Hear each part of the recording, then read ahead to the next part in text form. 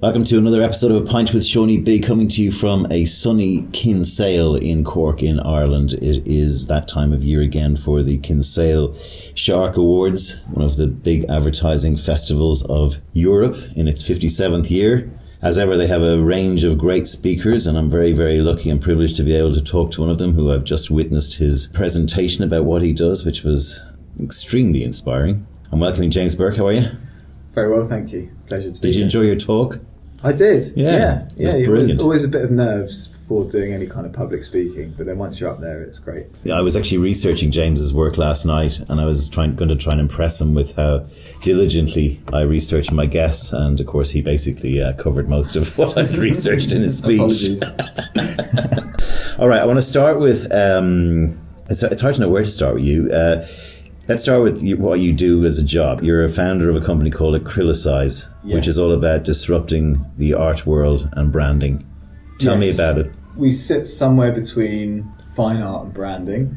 It's an extension of my university final art school project, and we're interested in exploring what art can be, because it's this space in which you can make up the rules, and trying to connect people to it. So it's kind of, I suppose, motivated by the fact that this art thing is happening. It's incredibly exciting, invigorating, but not that many people have exposure to it or feel a part of it. So I'm trying to bridge that gap. I feel that I told you my background is 27 years in advertising. The whole industry has been so resistant to actually rethinking how it does things for brands.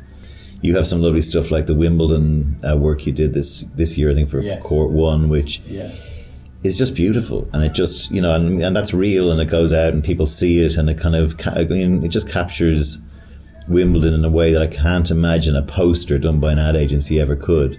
Yeah, I think like the two things that we're really interested in doing, and someone like Wimbledon has this in droves, is like, what's the story we're telling? Like, what is the narrative? And Wimbledon has this incredible history, and just the devotion and the passion to what they do. It's infectious. So it's, once you start talking to them and dealing with them and going to the site, you really get a sense of that. It's like finding that narrative, and then how do you put that together? How do you craft that in the best way? How do you tell that story? And when those two things come together for us, that's where we do our work, finding the story to tell and telling it in the most engaging way. I went to see Fleetwood Mac in Wembley, which is my first visit to the new Wembley. My line about Fleetwood Mac was that I was an old person watching old people playing Rumours. But I actually did. So one of the jobs James did was he kind of decked out behind the pitch, the inside of Wembley Stadium, with this amazing collection of famous moments that happened in old Wembley. And actually, while I was there, I really noticed it. Just as a punter, I was just walking down. We were in a box, and I was all that row with just all these amazing.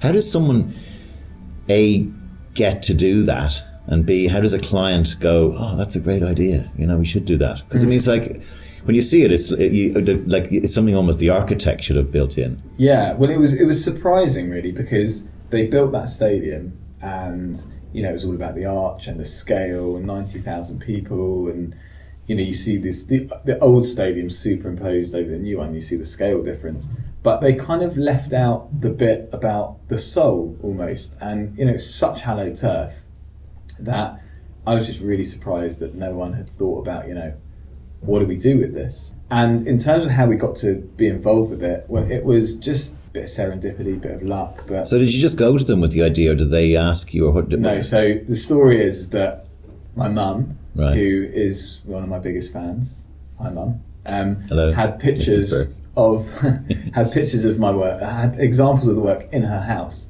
And people were over at her house. Her cousin was there, and her cousin had just gone into business with Dave Watson, who was an ex-England footballer. Yeah, and Big Dave. Yeah, played for City and Southampton, and he knew Michael Cunner, and Michael Cunner was the then CEO of Wembley Stadium. So basically, he walked into my mum's house, saw these pictures on the wall, and thought, "This is interesting.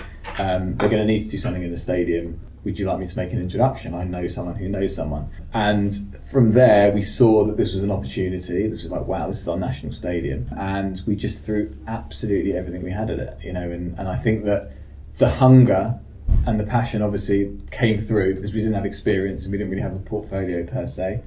when we found out that we were doing it, which was in a meeting at Wembley Stadium, we just couldn't believe it. Honestly. So where did you get the pictures? So the pictures all came from image libraries, and this was this was in 2006, and it was before people were really controlling their own imagery. So amazingly, Wembley didn't really have their own imagery. It was all different picture agencies, your sort of your Reuters and that type of thing. And the story was that we went to all these agencies and said, look, we want to get all this imagery and we're doing this project and we're going to curate it throughout the building. But we forgot to charge Wembley for the image rights. So when we gave them our bill, it was like 30 grand short of image rights. And we were like, oh no, like we're fucked. Sorry, can I swear on this? Yeah, of course, it's a podcast. That's a catchphrase of mine now. It's a podcast. It's a podcast, yeah. So we were like, shit, we fucked it. Like, what are we going to do? I mean, just to give people who haven't seen the whole of the inside of Wembley, when you walk in the corridors, the places where you buy beer and, before you get up to the pitch, is just now covered in these amazing sort of 6 or 10 foot or 12 foot photographs, epic photographs. Freddie Mercury bent backwards at Live Aid, Jeff Hurst getting the World Cup from the Queen, Gazza's goal against Scotland, all of these amazing things that happened on the old Wembley. I would have thought that would be the first place to go. How much is it going to cost for rights? Yeah. And anyway, so we ended up going back to them and saying, look, we totally forgot to put that on the invoice. And we thought honesty would be the best policy, and it was. And they said, that's fine, just send us the invoice. And that was they paid it. Yeah, amazing. So one of the things about this is that you have this thing about transforming workplaces. You said in your speech you believe in building moments, not monuments. Explain that. Well, I think certainly in the public realm, I think success of good art in the public space is to get people interacting with it and to make it have value in other people's lives, more so than just plonking something in the middle of a space and saying, there you go. Yeah. So, we're interested in mixing form and function, and how do you engage and how do you interact and how do you give people something of real use and value, and that's kind of what I mean by that. And so whenever we're doing any type of work that's certainly in the public realm, I don't want to just parachute in and drop something in there. I want to give something to people they can actually use and connect people with art who maybe don't go into the gallery space or into the institutions. Like how do you bridge that gap? So the one in Manchester for the lamps, that was beautiful, you showed today. Yeah. So it basically it was that Acrylicize or you? That was Acrylicize. Okay, so there's a blurred line between James Burke, the artist, who does. By the way, you should go to jamesburkeartist.com if you're listening to this, because there's an amazing array of his work there that you'll see, and it's all. I mean, I was looking at it last night and I was going, it's kind of playful, it's challenging, you have a profundity or something that you try and build in that's not wanky. That's very of the people. I mean, one of James's great pieces is 5 stars on a wall, like the 5-star ratings that you give your Uber taxi driver or your restaurant or your TripAdvisor. And people who come up to the wall are then asked to press one of the 5 stars to give the piece of art a rating out of 5, which is very meta. And then there's a thing in the wall to show how that's, how many people have given a 5 and how many people have given a 4. I mean, that to me it captures a lot of what you're about, because there is this cheekiness built into it. Yeah. You talked about Marcel Duchamp as being a hero of yours, and what he did was even though it changed the artwork, he was just having a laugh. And it got thrown out apparently, the first one. Well, for sure, and I think the art world takes itself way too seriously. So you can have a bit of fun, and I think humour and a playful kind of approach allows people in. So that's why I'm doing it. And to your point about the blurred lines between Acrylicize and me, the best analogy I can give is Acrylicize is my band. And you're Jack White, and I have a solo album. That's my solo project basically. So that's kind of a way to rationalise it. But those 5 stars, I mean, Nosedive, you've probably seen Charlie Brooker's. You're probably a big fan of Black Mirror, right? Well, because ironically, everybody says this to me. I've never seen an episode. You've never seen Nosedive? I'm aware of it, and I know that the conversation is very similar to the one I'm having. Yes, but are you fearful of watching stuff like that for fear that you might subconsciously stray into an idea that someone else had, or how do you? Yeah, possibly. I mean, The whole thing I find a little bit scary anyway, and I think that's why I kind of channel my art to kind of address that. Yeah. And I think that there's, whilst, you know, you can argue that the whole thing being where the world's going. Yeah, I think certainly with social media Yeah. and, you know, people's reliance on it, and, you know, I've got young children, so I suppose it's become a bit more relevant to me now when I think about, I'm free of that because I grew up without it, and then I had it, and now I can take it or leave it. It doesn't make any difference to me. But for my children, I'm aware that this is now a big part of the social fabric. So there's a conversation and discussion to have, and I think making these types of works, and the Bloom one as well, Everything and Nothing, if I can make you conscious of that conversation, then I'm doing my role as an artist. You know? So the balloon one he talks to, Everything and Nothing, is also amazing. It's a plinth with a glass box on top, and inside the box is a helium balloon, for want of a better word, that every time someone tweets about it, every time it gets a like on time it gets a like on Instagram, a shot of air gets pumped into this balloon. So while you're watching, this balloon is starting to inflate and inflate and inflate until it can't take any more air, and it bursts, and then it's kind of the installation then becomes the, and it's a heart-shaped balloon as well, by the way. So it's kind of destruction left behind. And then does someone go in an hour later and reattach it? Is that how it works? Or? So I kind of like to leave it for the rest of the day. Okay. And then the next day I put it. So it's presumably done by 10 a.m. or something. So yeah, and it's a cycle that goes on and on. But it's just as important to see the aftermath as it is to see the performative part expanding. So you have these. You know, when I was talking about Booker there, you know, that there's this. You know, you talk about your young kids. Are you going to put limitations on them on what they can see, or do they have a phone or a laptop? They don't at the moment. Yeah. And we're super conscious, me and my wife, to not constantly be on our phones. So we have a rule that there's no phones at the table. Absolute zero tolerance. And it's only really me and her because they're too young to have phones. But it just ensures that time we sit around the table is family time, and it's really sacred and it's really important, so we protect that.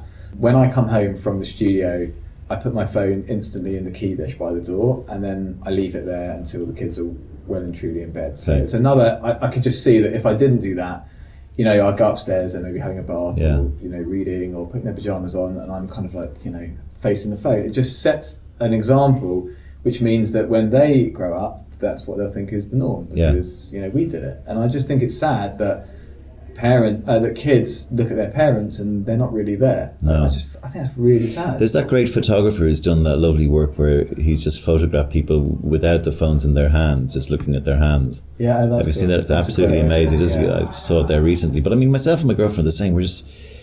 And she's all over it. She just says, it saves her life. She's got depression, and she said, like, there's the sort of the good side of phones where people can stay connected. Yes. But you know, we're getting mental health issues at a rate that I haven't seen at any stage in my life. I'm 50, and I'm like going. It was either like that, and people were really good at disguising it, because it was probably stigmatized, or else something's happening. And we're doing this experiment with phones where no one's really tracking. You know, it's probably going to happen with AI as well. That we're just going to end up suddenly being run by overlords. Do you know what? It's not so much the technology that is the issue; it's the use of the technology. Like, you know, they've implemented all the addictive triggers. And the game theory to keep you hooked. Now, they knew what they were doing, and they still did it. And they'd be the first to admit that. But it didn't have to be that way, and it doesn't have to be that way. And things like, you know, why do you need to have likes on Instagram, for example? So wouldn't it be better if you could just post a picture and not worry about the response? Just show someone a picture because you're just showing a picture. All of a sudden... A bit like my podcast. Hopefully there's one person listening right now. All of a sudden there's no pressure on that. You know? So it's not necessarily the technology, it's just the way it's been used, and it's the kind of manipulation and the manipulative addictive techniques which are keeping people, it's an attention economy, and keeping people engaged. That's the issue. You had Google when they launched. I remember when they launched their mission or whatever purpose was not to do evil, don't do evil. And we used to laugh at that. You're only a search engine. So like your point about them knowing the power they're about to unleash. I'm not sure they actually kept to that. No, and I think Facebook is another. I mean, I'm not on Facebook anymore. Like, I don't need it. I just don't need it in my life, and I'm so much happier for not being on it. And I just don't care about what other people are doing. You know, like when people come home from their holidays and they start showing you their holiday photos, like you don't give a shit, right? So why now do we live our lives just watching other people? We went to Iceland for a summer holiday, and we went to this geyser, you know, and so it's a bubbling, you know, it doesn't have a time schedule on when it goes up, and it shoots water 200 meters into the air, 100 meters in the air. Yeah. And I remember we arrived at this thing, and there was like 400 people around it with their phones ready, looking at a hole in the ground in the middle of Iceland. Yeah. And I thought it was really poignant. I was going, and like I took my phone out and I was talking to my girlfriend, going, this is fucking stupid. I don't know why this is stupid, but this is really stupid. This is a natural phenomenon. Like I said, if the world was sentient, if the planet was able to go, look at these fucking idiots here, and then, you know, of course. And I actually turned my camera on, I held my phone to it, and just as I did, so these people waited for half an hour. Yeah. And it went off and I hit it and I got like tourist quality picture of it, and I said, well, I might as well go and get something to eat. But there was just this thing of 30 years ago, you go to that geyser, you'd have maybe an Instamatic camera and you hope to get it, but you wouldn't be all besotted about getting it, and you'd see it in real life, and it would be an experience, which a lot of your work is sort of playing in that area. It's about like touch the art, sit on the art, poke the art, hold the art, you know. And that's starting to, there's just something, I can't actually put my finger on, but there's something on the nose here that's just not really right. Yeah, no, agreed. I think everybody feels it. Everybody's aware that something's not quite, we're headed in a direction which doesn't feel wholesome, doesn't feel like morally right. So that's why I'm making this work, because I'm just, you know, I just feel like I've got to say it. Like I feel like you can't look back at these moments and think, I didn't do anything, you know, I just watched it all happen. So anything that I can do that, like I said, even if it just wakes someone up for a second, because they go and they see this work and they think, you know what, it is a bit ridiculous, then my job is done and I'm happy. One of your quotes is that, you know, the middle class is stuck between aspiration and authenticity, which is kind of sums that up a bit, doesn't it? Yeah, and we're not really authentic on Facebook. We don't cry on Facebook. We don't.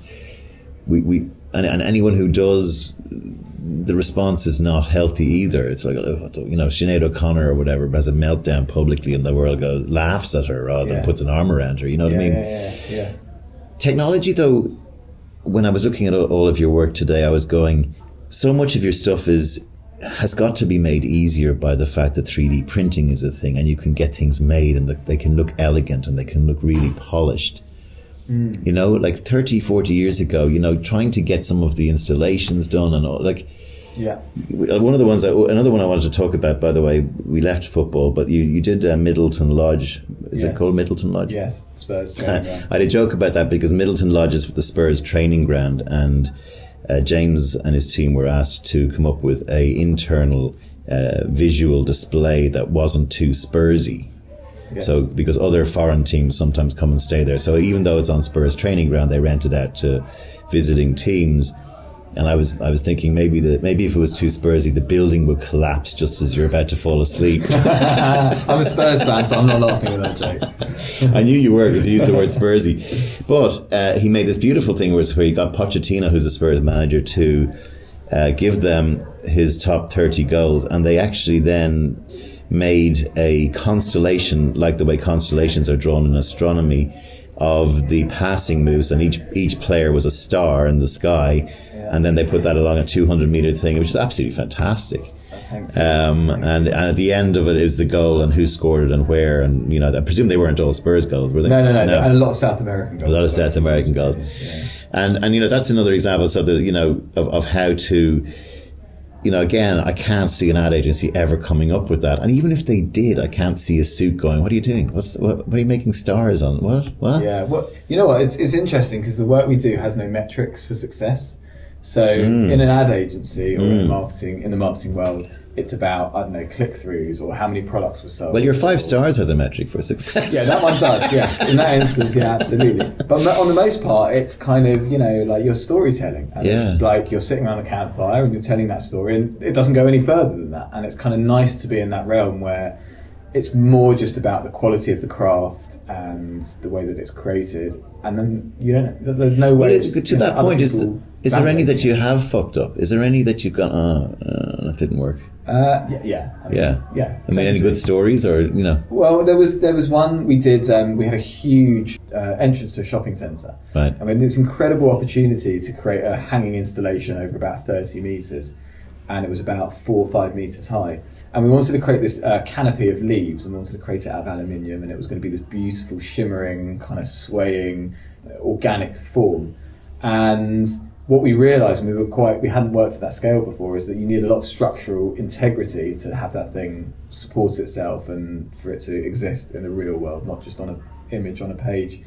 And basically we're guided by this engineer to create this branch system, network of branches to hold the leaves. And by the end of it, it was just a bunch of twisted metal, and it lost its essence.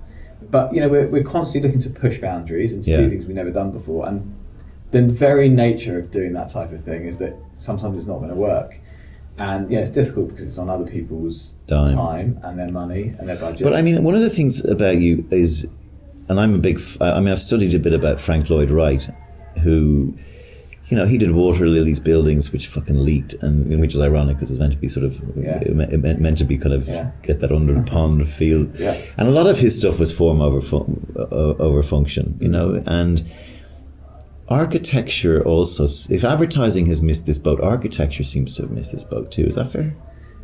Which boat is it? Well, the boat of what you're doing is taking a building or a workplace and saying we can make this much more inspiring than just the bricks and mortar and the steps and the windows, right? Yeah. Well, look, I think in any industry, any profession, any sector, there's good work and there's not so good work, and I think, even for us, we're constantly trying new things, and we're quite prolific as a studio. We do a lot of work, and it doesn't always work. So we're by no means perfect, but we are trying to marry form and function, and we are trying to inject real storytelling into the work that we do. And I don't think that's anything new, because we're storytellers as a species. That's how we've evolved through life.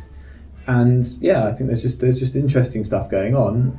And some of it works and some of it doesn't. But I think if you're really pushing the boundaries, you're going to have stuff that doesn't work. And of course. Everything works for you, and everything's so and allow failure. Yeah. What are your metrics? I mentioned we've gone off topic a bit. The lamps in Manchester I was going to talk about. So in Square in Manchester, James's team had this really outrageous idea, and it basically couldn't happen, didn't happen, money, whatever.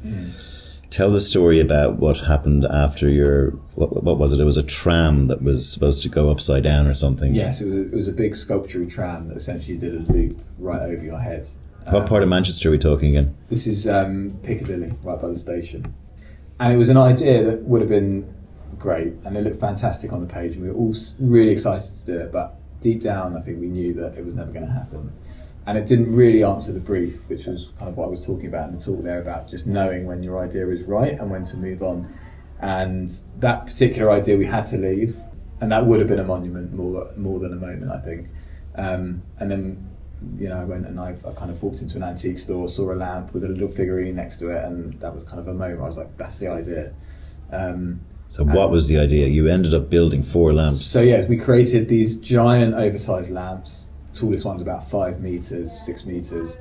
Beautifully done. And each of them tell a different story about a time period in Manchester's history where there was a moment of great innovation. And so the style of the lamp marks that moment in time. So, something happened in the 1930s, and Ernest Rutherford did pioneering work in atomic physics. So that was represented by a deco lamp, because obviously that's the time of deco. And then the pattern work in the shade of the lamp was a kind of a book. The whole physical atomic symbol. Oh, the atomic symbol, sorry, it was a book one as well. Yeah. And then the Art Nouveau lamp, which was about Manchester's oldest free public library, with this kind of open book motif with pen nibs around the outside. So it was. So they're all they're built, and you can sit under them, and they're there'll be links to the podcast on the blurb of the podcast if you want to see any of this stuff. But there is this thing with public works. I had a guest called Carrie Reichardt on the show, who actually, she's a ceramicist, and she did her whole house in Chiswick. She ceramicized, if that's the word, her whole house. Yeah. Without going to the council or whatever. But of course people are going, what the crazy house at the end of this terrace, right? Yeah. And she did a great job. It's beautiful, and she's an activist. How worried do you get about Do you like when your work has a lot of people who hate it? This polarization of creativity, where instead of saying, "Oh, that's nice." Yeah, I think it's healthy. Do I love it when people hate my work? No, of course. But the fact that it's stimulating debate is definitely a positive thing. Yeah. And if everything's so vanilla that you're just like, "Oh, that's very nice," that's good. And we do, you open yourself up and you expose yourself when you do public work to people commenting on it, because it's part of their physical landscape, and all of a sudden like they've got something to say about it. And I think good art should divide opinion. I was talking to someone last night over a few beers about Duchamp and fountain and conceptual art, and he couldn't get it, couldn't see why it was art, and thought it was just a bunch of bullshit. And I said, yeah, but the conversation probably is what's important here, and that stimulates debate and thoughts, and all of a sudden these ideas kind of orbit around that, and it keeps things moving. So it's really important. A former guest on the show, Craig Damerower, who has this great book called New Math, where he does aphorisms like dog equals cat minus loyalty. So he had one which was modern art equals I could do that minus but you didn't. But you didn't. Yeah. Well, that's obviously the rebuttal. If you could have done that, go and do it. I often talk to people about how they got to this point in their life. You had a lovely sort of very quick, music was important to you. You're a drummer. You got into pop art, Duchamp, graffiti. You were a big graffiti artist. What does Shesh mean, by the way? That's his graffiti handle is Shesh. Yes, yeah. So that comes from Shesh Besh, right? Which is 5/6. Okay. And in Middle Eastern circles, that's backgammon. So we would play a lot of backgammon. Okay. And that's where the name comes from. Okay. So so we would refer to it as Shesh. Like, do you want a game of Shesh? And so I like the word because it kind of sounds a bit like fresh. Yeah. I like the idea that I thought about drinking because I'm Irish. Sesh. We have a sesh. Sesh, exactly. And the letters are cool as well, because you've got an SH and you've got an SH at the end, so you can always mirror those forms, and with the E in the middle. What were you like as a kid? What would your mum say to me? You mentioned her earlier. He was terrible. Were you always intriguing? Were you curious? No, I was quiet, definitely. Right. Quiet child, middle child as well. Okay. And I don't know. I think I was quite introspective, and I was never part of the popular scenes or anything. And I was just trying to figure it all out, really, and I think art gave me a tool to be able to make sense of the world, genuinely. Yeah. But I didn't really know who I was until I got to university, until I saw that Marcel Duchamp. Yeah. And also I remember seeing the Sgt. Pepper album cover by Peter Blake in a textbook, and I'd always thought of it as an album cover and nothing else, and then I saw it in an art textbook labelled underneath Peter Blake and the year that it was made, and all of a sudden I was like, now I'm seeing this in the context of an art textbook. This is art, and something different to what I thought it was, which was just an album cover, which was just practically to package a record. Yeah.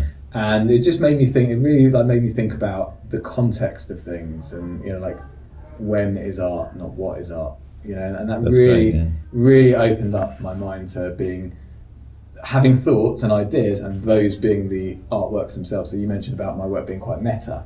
It all comes from that idea that the idea is the work.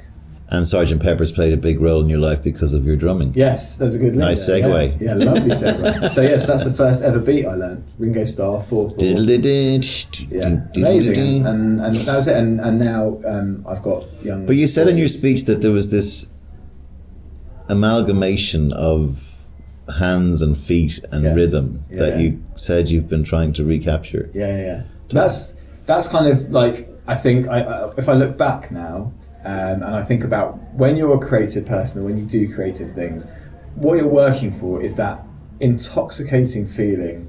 It's almost like, euphoric. You feel it in your heart, you feel it in every fibre of your being, like, oh my God, this is it, I've doing something, I've got it. It's a eureka moment. Right, that. And I believe that I first experienced that when everything clicked into place. And with drumming, like I said, it's like it's 2 hands, 2 feet. They've all got to work simultaneously to make this thing happen. Yeah. And I just remember very vividly, once I got that, I was like, this feels absolutely amazing. Yeah. I've never felt anything like this before, but this is creative expression. It's my first ever real sense of achievement in the creative realm.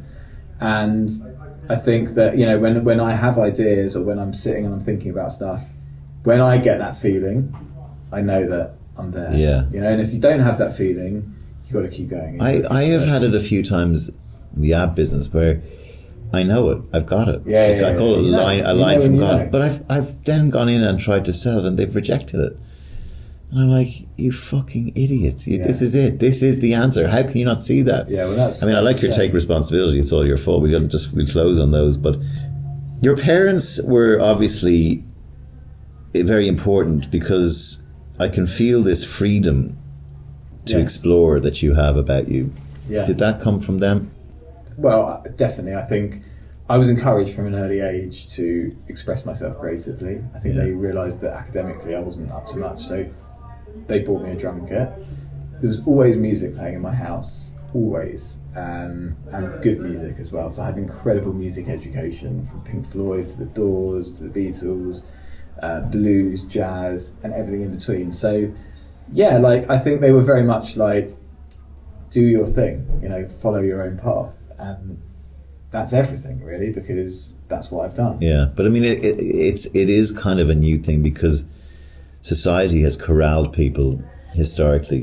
Be this, be that, go this way, don't be stupid. Eddie Izzard's great bit about I want to be an astronaut. You're from London, you can't be an astronaut. Okay, I want to work in a sous shop. Don't be so stupid, you can't work in a sous shop. Okay, I want to work in a sewer.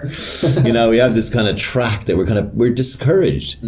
You said I was encouraged, and you said you bought your young kid a drum kit like your folks got you. Yes. That's encouraging. Yeah. Even the idea of a drum kit in a home is like, exactly. And it's probably the most expressive instrument that a kid can, because you don't have to learn anything, you just hit the your heartbeat is the first beat. Let's just finish with your three. It was a lovely ending to your speech, and I might as well capture it here for posterity, which was the three things that you learned. And I just let you go with those because I think they're great. Yeah. The first one is about getting lost, putting yourself in a position where you expose yourself to new things, essentially. So I think if we do the same things over and over again, we're only going to produce the same work over and over again.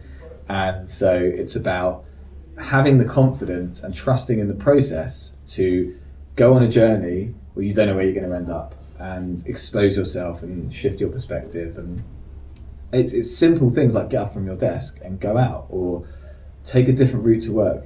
Don't do the same thing over and over again. I think it's really important. I think by doing that, you expose yourself to new experiences, and from that you get ideas, and I'm a big believer that all the ideas we need are right in front of us. We've just got to see them.